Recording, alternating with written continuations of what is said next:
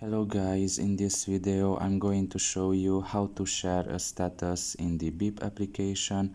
The first thing you need to do is enter the app. Once you are done with that and you are in the home page, you should look at the bottom of your left corner and there you will see the status. Press on it. And now you should just press on the three dots right next to your status. And once again press on the three dots next to the status. And here you will see the second option, which is share, and you can just share your status with the applications down below, for example Facebook, with the Adobe applications and all the other apps that you can see here in this list. So yeah, pretty much this is all about it. I hope this video was helpful to you.